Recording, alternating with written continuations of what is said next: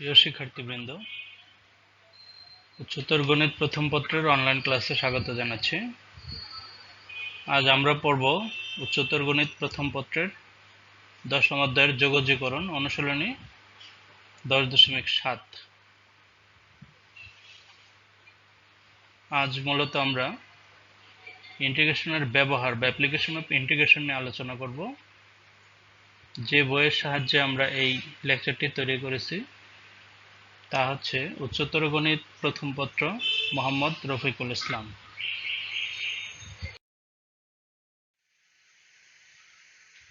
আমি ডক্টর মোহাম্মদ আতাউল্লাহ, সহকারী অধ্যাপক গণিত, নবীনগর সরকারি কলেজ, ব্রাহ্মণবাড়িয়া।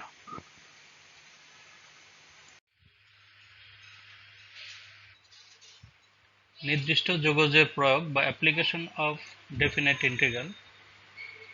আমরা যে ইতিপূর্বে ইন্টিগ্রেশনের অনেকগুলাই লেকচার আপলোড করেছি, সেই লেকচারগুলি থেকে যে সমস্ত ম্যাথমেটিক্যাল প্রবলেমগুলো আমরা করেছি তার থেকে কিছু কিছু প্রয়োগ বা ব্যবহারিক দিকটা নিয়ে আমরা আলোচনা করব।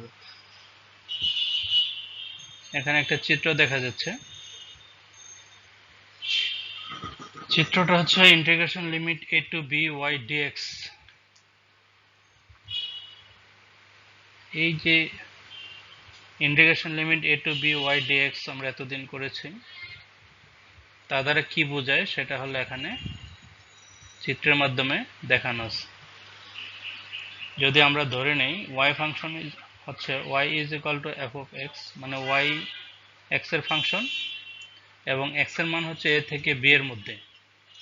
এখানে x এর মান a আর এখানে হচ্ছে b, আর এই বক্ররেখাটা হচ্ছে y ফাংশন। তাহলে y ফাংশনকে x এর মান a থেকে b এর মধ্যে ইন্টিগ্রেশন করলে আমরা মূলত এই অংশটা এখানে যে একটু শেড করা বা একটু দাগ দাগ দেয়া একটা ক্ষেত্র আছে, সেই ক্ষেত্রটার ক্ষেত্রফল নির্ণয় করব। এখন প্রশ্ন হচ্ছে যে আমরা এখানে এই সূত্র কেন প্রয়োগ করব? এছাড়া তো আমরা ইতিপূর্বে অনেক রকমের ক্ষেত্রফল নির্ণয় করেছি, কিন্তু না, ক্ষেত্রফল নির্ণয়ের জন্য আমরা যত ফর্মুলা ইতিপূর্বে প্রয়োগ করেছি তার সবগুলাই মূলত এই ইন্টিগ্রেশনের অ্যাপ্লিকেশন থেকে এসছে। আমরা নির্দিষ্ট কিছু ফর্মের ক্ষেত্রফল সূত্রের মাধ্যমে করতে পারি, যেমন বর্গ, আয়ত, রম্বস কিংবা বৃত্ত, কিন্তু এর বাইরে হলে আমাদের পক্ষে সরাসরি সূত্র প্রয়োগ করা খুব জটিল হয়ে যায়। সেক্ষেত্রে অবশ্যই আমাদেরকে এই ইন্টিগ্রেশনের সাহায্য নিতে হয়। যেমন এখানে দেখা যাচ্ছে যে এই ক্ষেত্রটির তিনটা রেখা হচ্ছে, তিনটা সাইড হচ্ছে সরল রেখা। এখানে একটা রেখা আছে, এটা সরল রেখা, এদিকেরটা সরল রেখা, নিচেরটা সরল রেখা, কিন্তু উপরেরটা বক্ররেখা। ফলে এটা কি চতুর্ভুজ না পঞ্চভুজ না কি আমরা কোনো কিছুই বুঝতে পারছি না, কিন্তু এটা বুঝতে পারছি যে এক্স এ থেকে বি সীমার মধ্যে এই বক্ররেখাটা y equal to fx যদি হয়, তবে এই y equal to fx কে আমরা ইন্টিগ্রেশন করলেই এই ক্ষেত্রফলটা পেয়ে যাব। এখন yটা কি? y একটা x এর ফাংশন হবে, এই ফাংশনের সাপেক্ষে আমার এই চিত্রটা পরিবর্তন হবে। এখানে আরেকটা চিত্র দেখা যাচ্ছে। এখানে আগে যেমন আমার x অক্ষ থেকে উপরের দিকে বক্ররেখা দ্বারা আবদ্ধ ক্ষেত্র ছিল, যা x is equal to a থেকে b এর মধ্যে, কিন্তু এখানে আবার ভিন্ন। এখানে দুটা বক্ররেখা আছে, একটা হচ্ছে y1 বক্ররেখা a থেকে b পর্যন্ত, আবার y2 বক্ররেখা c থেকে d পর্যন্ত। এই দুইটা বক্ররেখার অন্তর্গত ক্ষেত্রফল বের করতে হবে m এবং n এর মধ্যবর্তী। এটা বের করার জন্য আমরা প্রথমে বড় ক্ষেত্রফল a m n b বের করব, আবার তার থেকে ছোট ক্ষেত্রফল বাদ দেব c m n d, এটুকু বাদ দিলেই আমরা মূলত a b d c অথবা a c d b ক্ষেত্রফলটা পেয়ে যাব। দ্বিতীয় সূত্রের এখানে দুইটা বক্ররেখা বা দুইটা ফাংশন দেওয়া থাকবে এবং ফাংশনের x এর লিমিট a থেকে b এর মধ্যে। যদি হয় সেক্ষেত্রে আমরা সূত্রটাকে এভাবে ব্যবহার করি, integration limit a to b y1 minus y2 dx। এখানে y1 হচ্ছে বড় যে ক্ষেত্রটা, সেই ক্ষেত্রের জন্য যে ফাংশন সেই ফাংশন, আর y2 হচ্ছে নিচের অংশের জন্য, নিচের এই ব্ল্যাঙ্ক স্পেসের জন্য যে ক্ষেত্র পাওয়া যাবে তার জন্য প্রযোজ্য ফাংশন y2। তাই y1 থেকে y2 যদি বাদ দিই তাহলে আমরা এই দুইটার মধ্যবর্তী ক্ষেত্রফলটুকু পেয়ে যাব, যেটা ছোট ছোট স্ট্রাইপ আকার আছে। এটা এক্সেল লিমিট যদি থাকে তাহলে এভাবে, আবার কখনো y এর লিমিট দেওয়া থাকতে পারে, সেক্ষেত্রে এখানে আমার y এর মান চেঞ্জ হবে, dx এর সাথে তখন y থাকবে।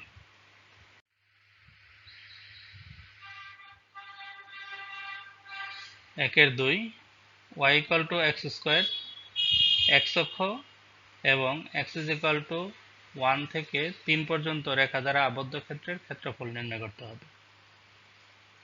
তাহলে সূত্র অনুসারে আমাদের লিখতে হবে ইন্টিগ্রেশন লিমিট, এক্স এর লিমিট হচ্ছে 1 to 3 y dx। এখন y এর পরিবর্তে আমরা লিখব এক্স স্কোয়ার, সরাসরি ইন্টিগ্রেশন করে দিলে আমরা পাচ্ছি 1/3 x কিউব লিমিট 1 to 3। এবার মান বসালে x এর মান যদি 3 বসাই তাহলে হয় 27 মাইনাস 1,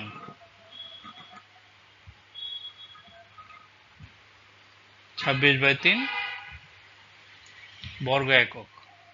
এখন এর যদি আমরা চিত্র আঁকতে চাই তাহলে চিত্রটা কেমন হবে,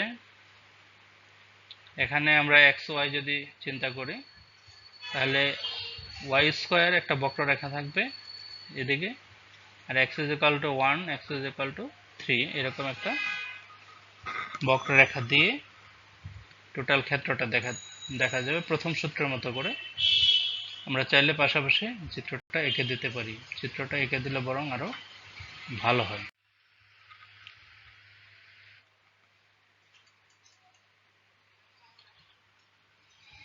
x square plus y square equal to 16 বৃত্ত দ্বারা আবদ্ধ ক্ষেত্রের ক্ষেত্রফল নির্ণয় করতে হবে। বৃত্ত যেটা দেওয়া ছিল x square plus y square equal to 16, বৃত্তটা আমরা আঁকলাম। এর লিমিট হচ্ছে 0 থেকে 4, কারণ বৃত্তের কেন্দ্র 0 0 আর ব্যাসার্ধ হচ্ছে 4। তাই আমরা বৃত্তের 4 ভাগের 1 ভাগ বা প্রথম চতুর্ভাগে যে অংশটা আছে তাকে যদি আমরা 0 থেকে 4 পর্যন্ত সীমা নিয়ে y কে ইন্টিগ্রেশন করি তাহলে প্রথম ভাগের ক্ষেত্রফল পাবো।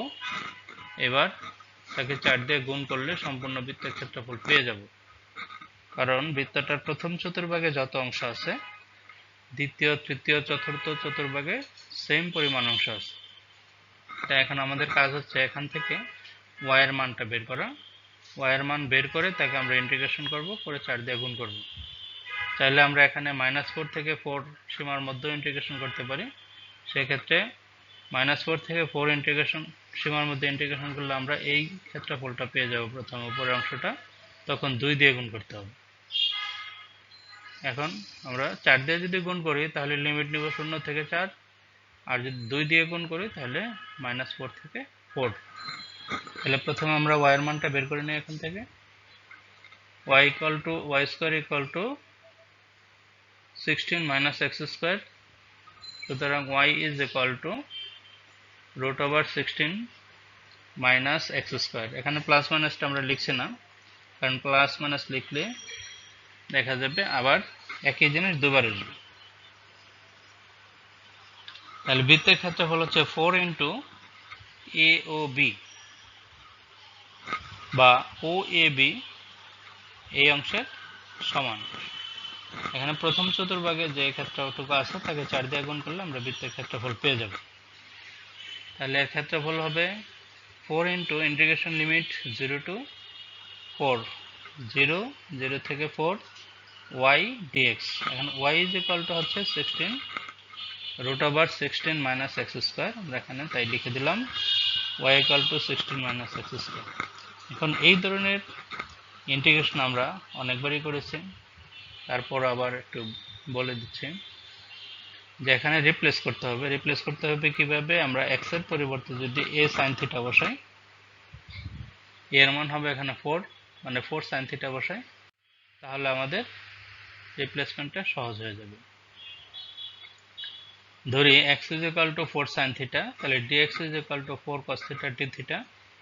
এবার লিমিট পরিবর্তন করব আমরা, x এর মান যদি এখানে 0 বসাই, তাহলে 4 sin theta 0, sin theta equal two 0, sin থিটার মান 0 হলে থিটার মান 0 হয়। আবার 4 বসাইলে এখানে, তাহলে আমরা পাবো sin theta equal to 1, theta is equal to pi by 2। তাহলে আমাদের লিমিট হচ্ছে 0 টু পাই বাই 2।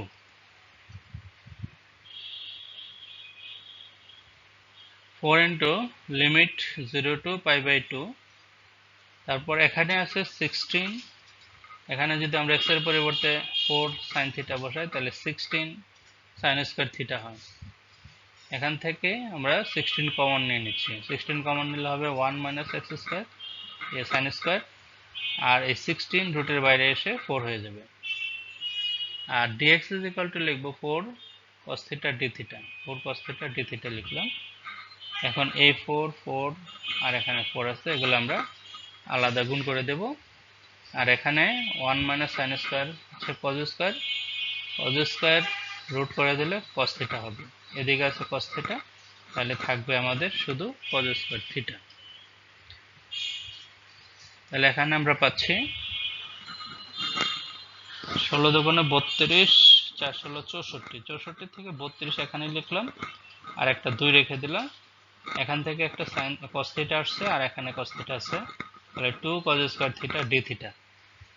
এখন এই 2 cos square theta equal two আমরা জানি 1 প্লাস cos 2 থিটা, এই সূত্র ফেলে দেব 1 প্লাস cos 2 থিটা। এবার ইন্টিগ্রেশন করে দিতে পারবো আমরা theta plus half sin 2 theta, থিটার লিমিট 0 টু পাই বাই 2। এবার আমরা পাই বাই 2 যদি বসাই, তাহলে এখানে পাচ্ছি pi by 2 plus half sin pi, minus 0 বসাইলে এখানেও 0 এখানেও 0। এখন সাইন 180 ডিগ্রির মান 0, তাহলে এখানে আমাদের থাকতেছে শুধু পাই বাই 2, গুণ করে দিলে হবে 16 পাই বর্গ একক। এটা হচ্ছে বৃত্তের ক্ষেত্রফল।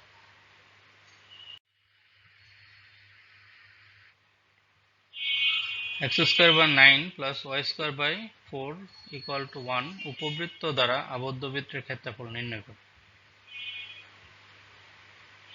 প্রথমটা ছিল বৃত্ত, এবার আসছে উপবৃত্ত। তাহলে উপবৃত্ত থেকে আমরা একইভাবে y এর মানটা বের করব। এখানে উপবৃত্ত আমরা জানি x এবং y অক্ষের সাথে প্রতিসম হয়। x অক্ষের ডান দিকে যতটুকু থাকে, মানে উপরে যত থাকে নিচে তত থাকে, আবার y অক্ষের ডান দিকে যতটুকু থাকে বাঁ দিকেও ততটুকু থাকে।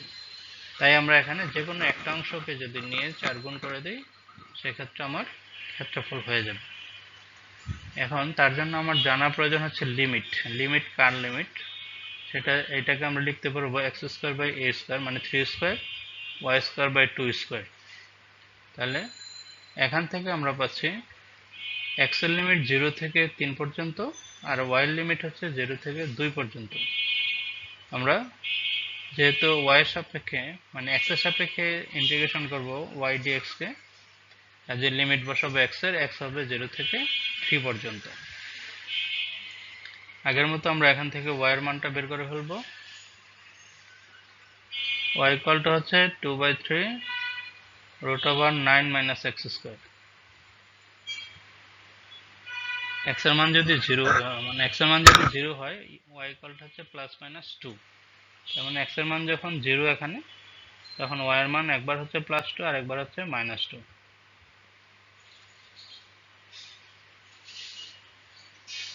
আবার y এর মান যদি 0 হয়, তাহলে x এর মান হচ্ছে প্লাস 3, মানে x অক্ষের উপরে, আর x এর মান হবে মাইনাস 3।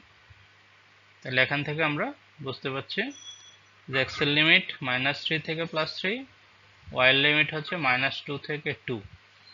এখন আমরা যদি 2 গুণ করতে চাই, সেক্ষেত্রে x এর লিমিট মাইনাস 2 থেকে 3 থেকে 3 বসাবো আগের মতোই, আর y এর লিমিট যদি বসাই তাহলে মাইনাস 2 থেকে 2 বসাবো।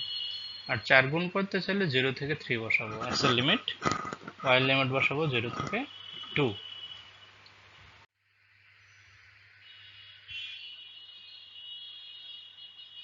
উপবৃত্তের ক্ষেত্রফল 4 ইন্টু OAB, 4 গুণ করতে চাচ্ছি, কাজে আমার লিমিট হবে 0 থেকে 3 পর্যন্ত।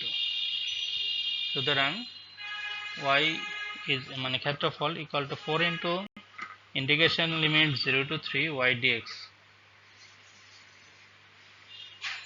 4 into integration limit 0 to 3 y এর মান আমরা আগে পেয়েছি 2/3 into root over 9 minus x square dx। এখান থেকে আমরা 2 সামনে নিয়ে নেব, 3 সামনে নিয়ে নেব, এইটুকু আমাদের রিপ্লেস করতে হবে। এখানে রিপ্লেস করব x is equal to 3 sine theta ধরে, 3 সাইন থিটা ধরলে স্কোয়ার করলে 9 হয়ে যাবে, 9 কমন নিয়ে নেব। তাই ধরে নিচ্ছি x is equal to 3 sine theta, তাহলে dx ইজ ইকুয়াল টু হচ্ছে 3 cos theta d theta. x এর মান যদি 0 হয় তাহলে থিটার মান 0, x এর মান 3 হলে থিটার মান π/2। এবার লিমিট পরিবর্তন করে দেব,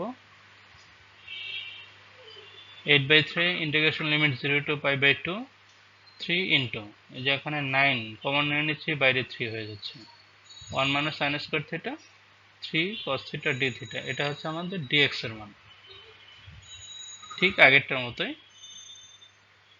এখান থেকে আমরা পাচ্ছি 3 আর 3 কেটে যাচ্ছে নিচের। এবার 3 8 24, 24 এর 12 রেখে দিলাম, আর এখানে একটা 2 রাখবো, কারণ 2 cos স্কয়ারের ফর্মুলা ফেলতে হবে আমাদের। 2 cos স্কয়ার হচ্ছে 1 প্লাস cos 2 থিটা। এবার ইন্টিগ্রেশন করে লিমিট বসাবো 0 থেকে π/2। তাহলে আমরা পাচ্ছি 12 into π/2 plus half sine pi minus 0। এবার সাইন পাই এর মান 0, কাজে এখানে থাকবে 6 পাই বর্গ একক, যেহেতু ক্ষেত্রফল সবসময় বর্গ একক হবে। 5-1 x square plus y square equal to 25 বৃত্ত এবং x ইজ ইকুয়াল টু 3 রেখা দ্বারা আবদ্ধ ক্ষেত্রের ক্ষেত্রফল নির্ণয় করুন। পূর্বে আমরা শুধু বৃত্তের ক্ষেত্রফল নির্ণয় করেছি, এবার বৃত্তের সাথে x ইজ ইকুয়াল টু 3 রেখা যে ক্ষেত্র তৈরি করবে সেই অংশটা বের করতে হবে। y এর মান আমরা বের করে ফেললাম। এখানে আমার x ইজ ইকুয়াল টু 3 হচ্ছে ab রেখাটা, তাহলে x ইজ ইকুয়াল টু 3 রেখা এবং বৃত্তের এই অংশটুকু ABC ক্ষেত্রফলটুকু বের করতে হবে। নির্ণয় ক্ষেত্রফল হচ্ছে ABCA, ABCA, এটুকু বের করতে হবে। এটুকু বের করার জন্য এই অংশটা যেহেতু আমার x অক্ষের সাথে প্রতিসম আছে, কাজে আমি x এর লিমিট 3 থেকে 5 এর মধ্যে বসিয়ে y কে ইন্টিগ্রেশন করে দ্বিগুণ করে দিলে আমার এই ক্ষেত্রফলটুকু পেয়ে যাব। তাহলে এখানে ক্ষেত্রফল হচ্ছে 2 into integration limit 3 to 5 y dx। এখানে আমাকে বলেছে যে x is equal to 3 রেখা মানে AB রেখা এবং বৃত্ত দ্বারা আবদ্ধ ক্ষেত্র, তাহলে আমার x এর মান 3 থেকে শুরু হয়ে 5 পর্যন্ত যেতে পারবে, তাই x এর লিমিট এখানে 3 থেকে 5। এবার y ইকুয়াল টু আমরা 25 মাইনাস এক্স স্কয়ার রুটের ভিতরে লিখে দিচ্ছি। এখন এইটা তো আমাদের ইতিপূর্বে করাই, যখন 16 ছিল তখন আমরা 4 সাইন থিটা নিয়েছি, এখন আছে 25, তাহলে 5 সাইন থিটা নিয়ে ইন্টিগ্রেশনটা করে ফেলতে পারবো। x is equal to 5 sin theta, dx is equal to 5 cos theta d theta। x এর মান যদি 3 হয়, থিটার মান হচ্ছে sin ইনভার্স 3/5, আর x এর মান 5 হলে থিটার মান হচ্ছে π/2। তাহলে integration limit sin inverse 3/5 π/2 5 cos theta 5 cos theta d theta। এখন আর আমরা ওভাবে দেখাইনি, সরাসরি 5 কমন নিয়ে 1 মাইনাস সাইন স্কয়ার ছিল রুটের ভিতরে, সেটাকে cos theta লিখে দিচ্ছি। তাহলে এখানে পাচ্ছি 25 integration limit sine inverse 3/5 2 pi by 2 2 cos square theta. তাহলে cos স্কয়ার থিটাকে আমরা ভাঙবো 2 cos square theta 1 plus cos 2 theta. এবার ইন্টিগ্রেশন করে দিয়ে আমরা লিমিটটা বসাবো। প্রথমে পাই বাই 2 বসাবো, তারপর আমরা লোয়ার লিমিট বসাবো sin inverse 3/5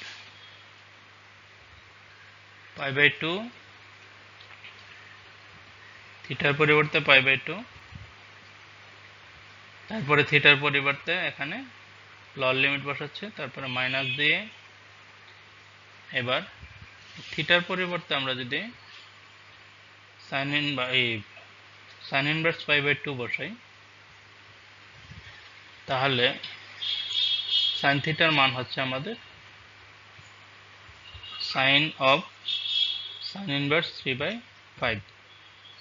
inverse circular function আমরা এই রিপ্লেসমেন্টগুলো কিভাবে করতে হয় সেটা দেখে আসছে। cos থিটা cos অফ থিটার পরিবর্তে আমরা লিখব এখানে sin ইনভার্স 3/5। তাহলে এখান থেকে আমাদের sin ইনভার্স কেটে যাবে,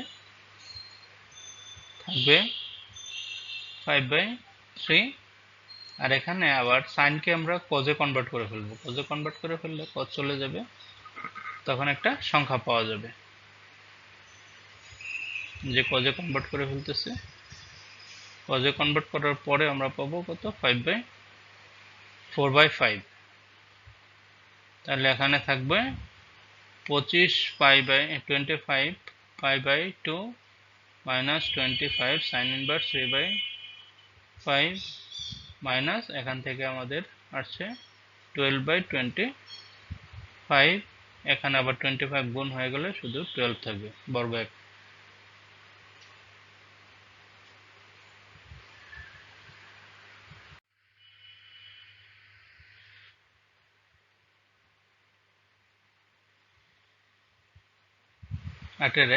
y square equal to 16x ও y ইকুয়াল টু x দ্বারা সীমাবদ্ধ ক্ষেত্রের ক্ষেত্রফল নির্ণয় করো।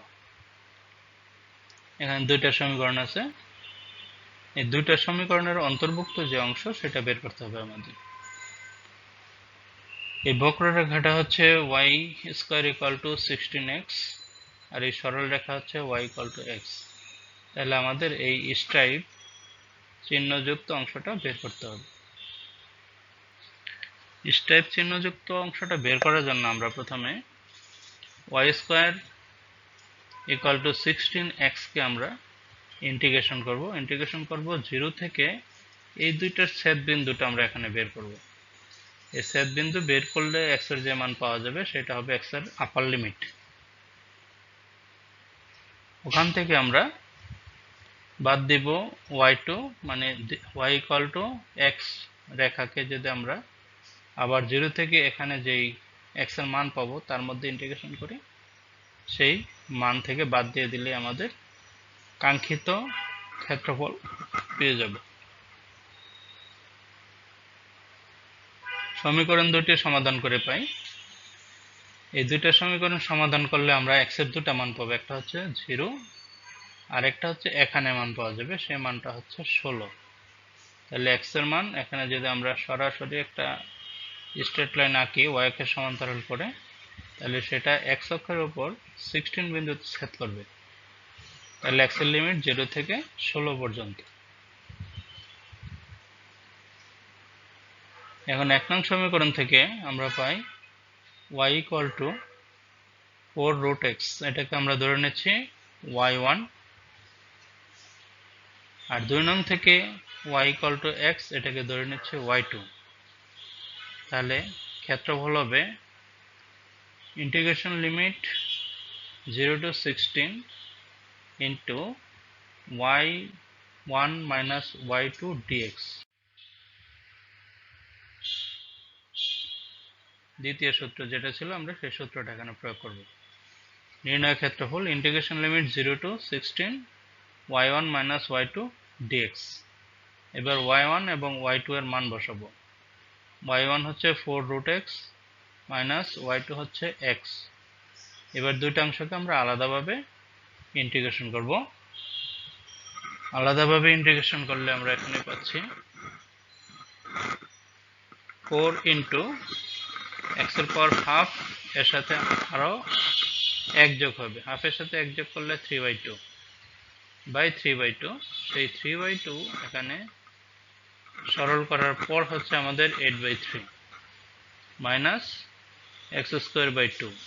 লিমিট দুটার মধ্যেই বসাতে হবে, 0 থেকে 16, 0 থেকে 16 বসাচ্ছি।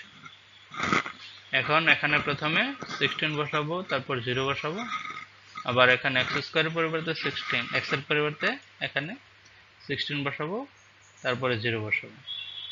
0 বসালে যেহেতু মান শূন্য হয়ে যাবে, সেটা নিয়ে আমাদের কোনো ভাবার বিষয় নেই।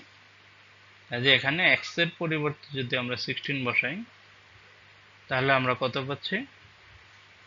x equal to 16। 16 কে আমরা লিখতে পারি 2 টু দি পাওয়ার 4। তাই 2 টু দি পাওয়ার 4 পাওয়ার পর যদি গুণ করে দেই এখানে, তাহলে দেখা যাবে 2 টু দি পাওয়ার 16 থাকে, আর ওখানে হবে 16 স্কয়ার। 16 টু দি পাওয়ার এত এন্ড 16 টু দি পাওয়ার এত। এটাকে আমরা লিখতে পারি 64। 2 টু দি পাওয়ার 4 হচ্ছে 16, তাহলে 2 টু দি পাওয়ার এখন 3/2 এর সাথে 4 যদি গুণ করে দেই, তাহলে হবে 2 to the power 6। 2 to the পাওয়ার 6 হচ্ছে 64, আর এখানে 16 স্কয়ার 256। এবার 3 ষোলো 48, আর এখানে 128। 48 কে 8 দিয়ে গুণ করব, বিয়োগ 128, তাহলে আমাদের থাকে 128/3 বর্গ একক।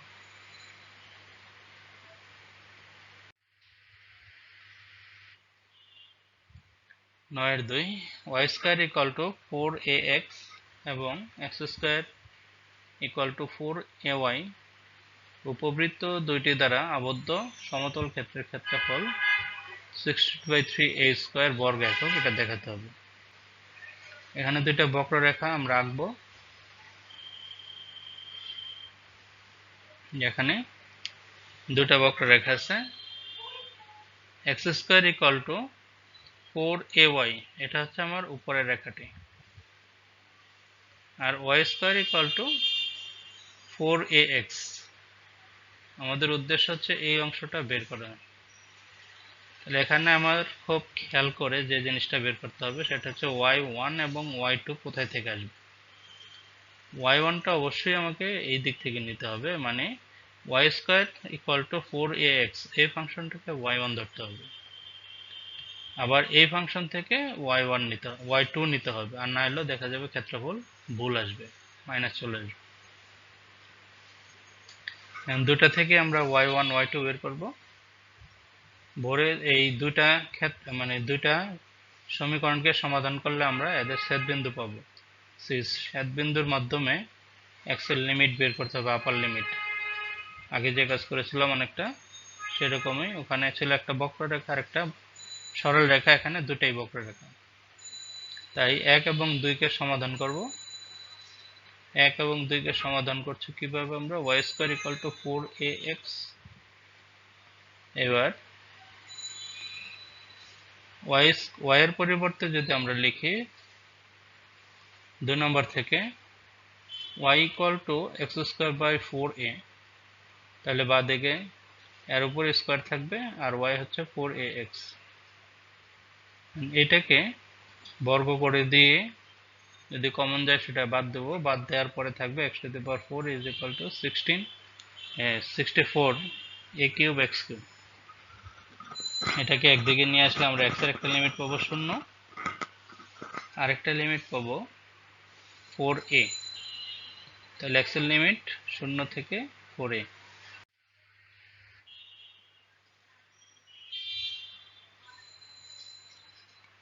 এক নং থেকে পাই y ইকুয়াল টু 2√ax, এটাকে ধরে নিচ্ছি আমরা y, উপরের যে অংশটা আছে এই চিত্রটা।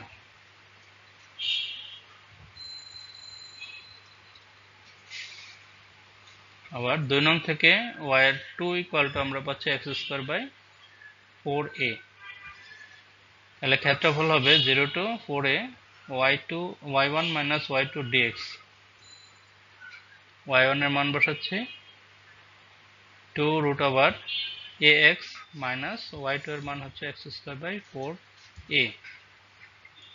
এখন এটুকুকে আমরা x এর সাপেক্ষে অন্তরীকরণ করব। রুটে এটা ধ্রুবক আগেই বাইরে নিয়ে নিতে পারবো আমরা। আর এখানে আছে √x। √x এর ইন্টিগ্রেশন করলে হয় x⁴/3/2 3/2 কে আবার আমরা এখানে 2/3 আকারে গুণ আকারে লিখে দিলাম। আর এখানে আছে x², 1/4 আমরা আগেই কমন নিয়ে নেব। x² কে ইন্টিগ্রেশন করলে হবে x³ / 3। এবার এখানে লিমিট বসাবো।